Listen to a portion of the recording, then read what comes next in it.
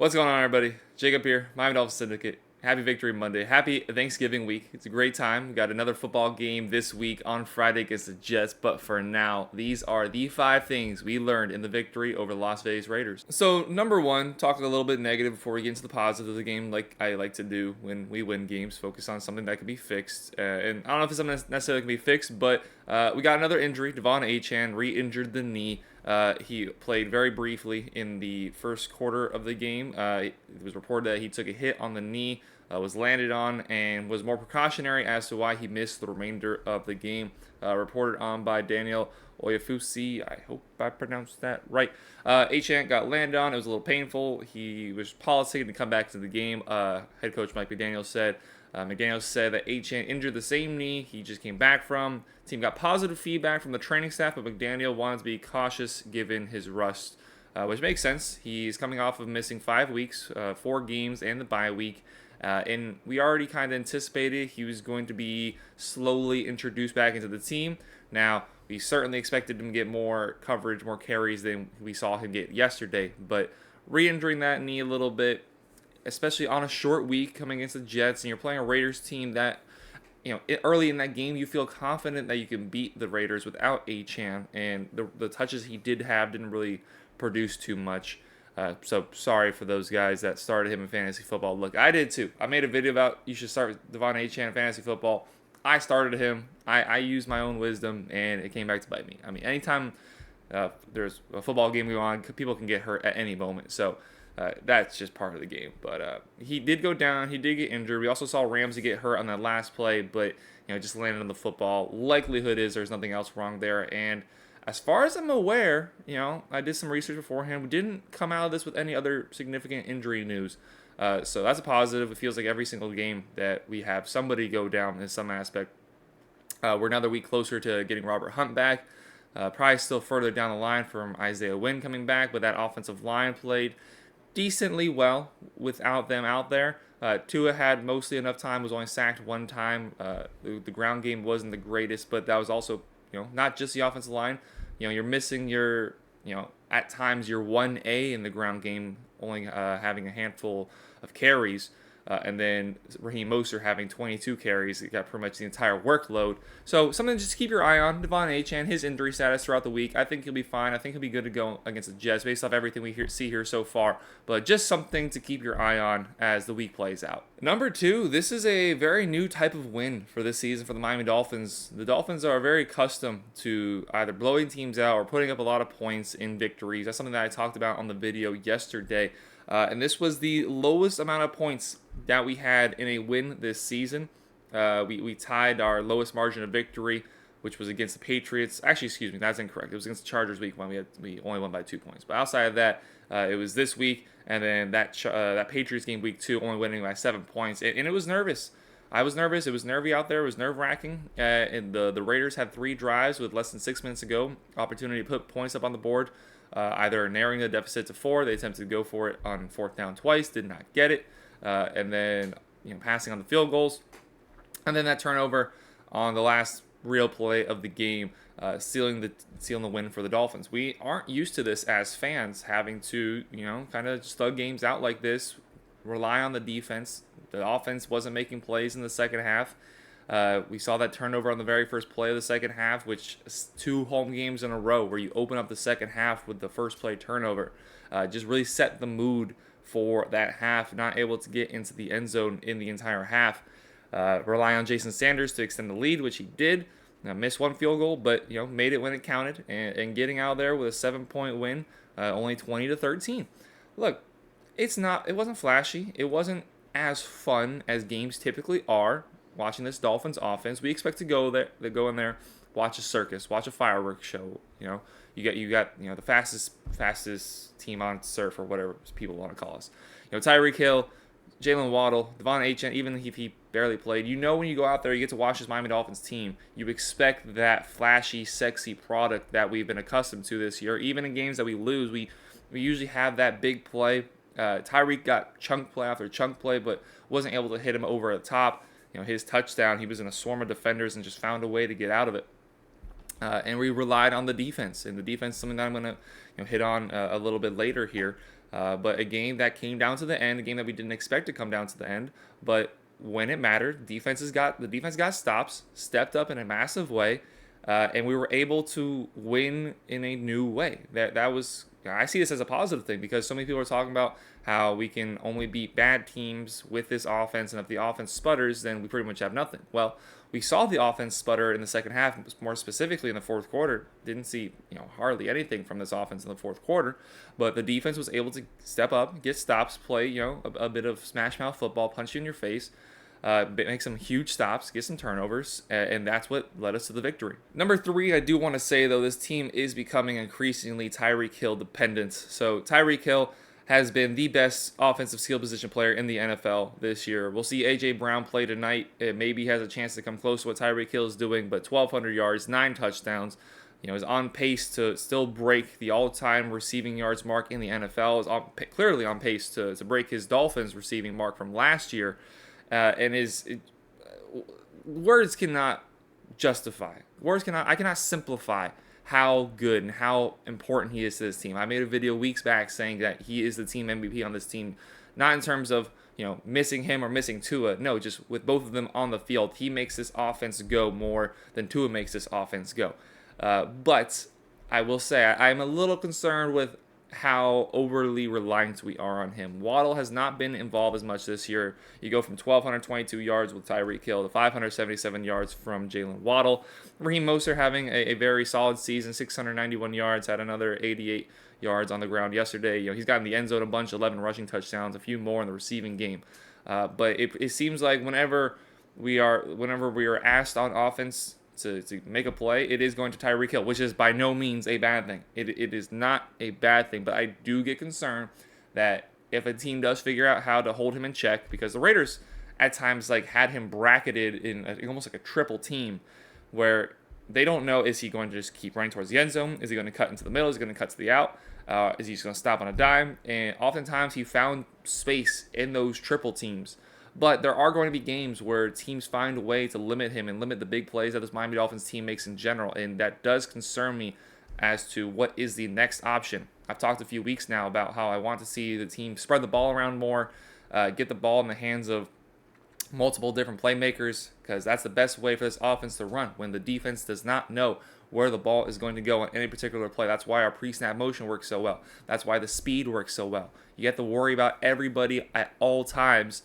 But when you only have to worry about Tyreek Hill, it does change the dynamic of the opposing teams. You just blanket him, and if the rest of the offense isn't producing, then it can prove to be a serious problem, which we saw there in the fourth quarter. The offense not able to move the ball at all. We're still down offensive linemen. Devon Achane did not play in the second half, and we'll see. I don't understand what's going on with Waddle, why he hasn't been up to his own standard this year so far.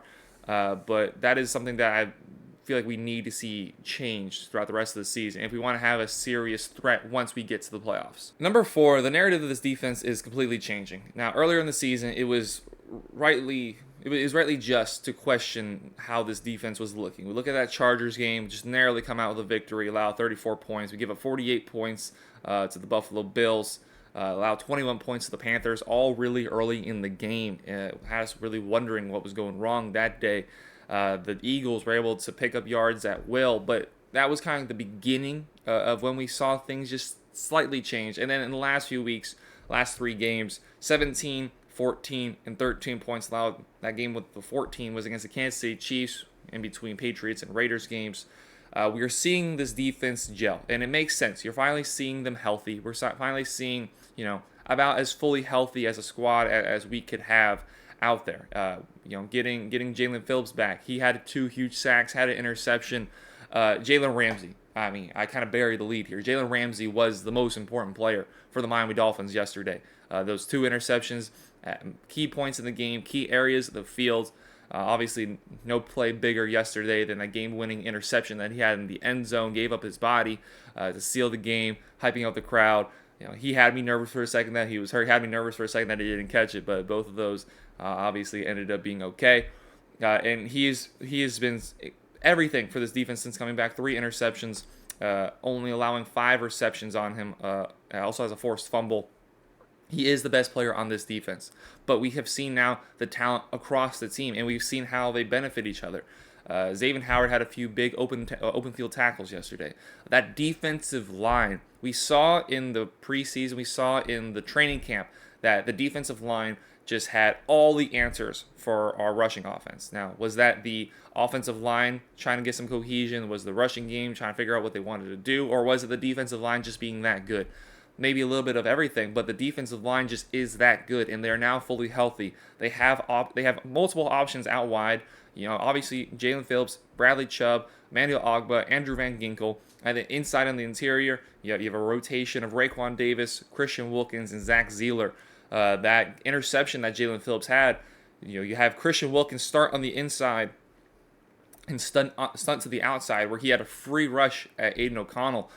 He gets his hands on him. Aiden O'Connell just throws it up in the air, and Jalen Phillips gets the interception. The defensive line is making their lives easier on each other. There were moments where I thought they could have done a better job at getting to the quarterback, but it's football. It's a very physical game. It's easy to say that when I'm sitting there in the stands. Very talented defense, and with a new defensive scheme, very different defensive scheme than what we've been running in recent years for the guys that have been reigned on the team over the last 5-6 years and within there. So it was a lot to ask them to change what they've been doing these last few years, running a primarily man-to-man defense, blitz-heavy defense, to now primarily zone defense, and don't rush the quarterback a lot with more than just 4 guys at a time. We're now seeing it gel. We're seeing it gel obviously at the perfect time, and this is a great run of games to be able to test this defense and see what they can do with these opponents that we have coming up. These are games that we all should win. And this defense is getting hot at the right time, at the end stretch of the season, as we're trying to look to make a run to just finalize this division. The Buffalo Bills, like I said yesterday in the video, I was kind of glad they won the game yesterday because of how many difficult games they've got coming up, and just kind of squash the Jets' hopes for the season, really demoralize them for the game we got coming up on Friday. Don't really give them any hope.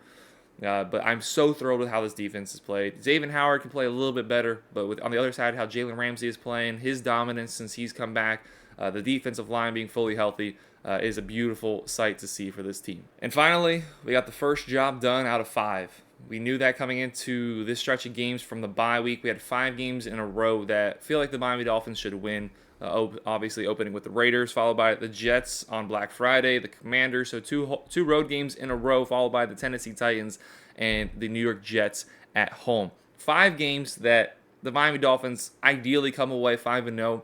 Maybe you drop one of those games in there, but if you go 5-0, you're 11-3. You go 4-1, you're 10-4, and you are in clear pole position for winning this division. The Buffalo Bills did win yesterday. They're a game and a half back. They still have yet to have their bye week. So when they do go on bye, the Dolphins have the opportunity to go up 2 games on them.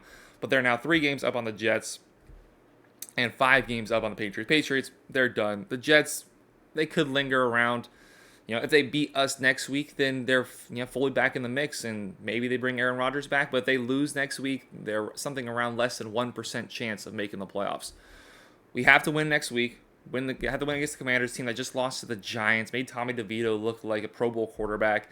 At home, under the lights, Monday Night Football against the Tennessee Titans, and then the Jets again. Like, everyone likes to talk about how we haven't beaten a team above 500. Well, we don't lose to teams below 500. All these teams we got coming up are below 500, or are at 500 or below. I don't think any of them actually are even at 500. I think the Commanders, since they lost yesterday, are below 500. Just double checking with that.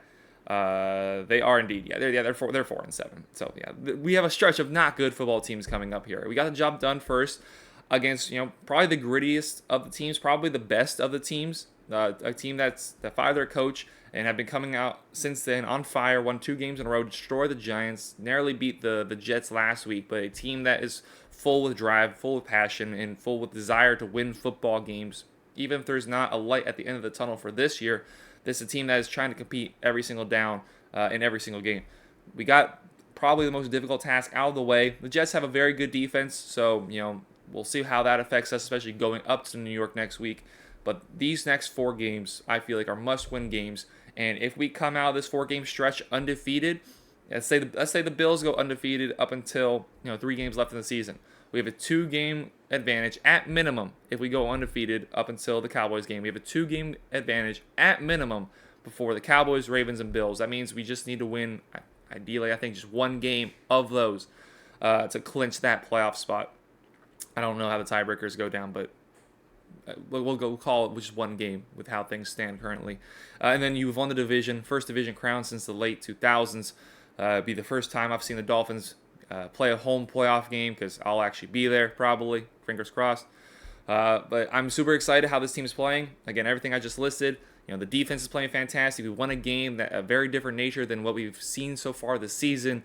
Devon Achane goes down, but you expect him to be back. Expect him to be into the rotation when he does come back. I feel great about the win. I feel great about it. A lot of fans are questioning what's wrong with his offense, and there are some valid questions to make. But we're 7-3. We're in the lead in our division. Can go up 2 games if we win these next couple games, and the Bills have their bye week. Look, we're Dolphins fans. We've dealt with so much crap over the last 20 years. I'm 23 years old. I have not seen us win a playoff game. Enjoy it. Have fun.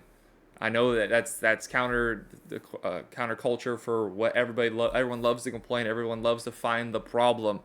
No, enjoy it. This is a great time to be a Miami Dolphins fan. I'm loving it. Please, made this far in the video, hit the subscribe button, hit that like button. Let me know in the comments down below what you thought of the game, what you think of the channel. You got any ideas for us? Make sure you guys have a great Thanksgiving. Tell somebody you love them. Have a great rest of your day. Take care, everybody.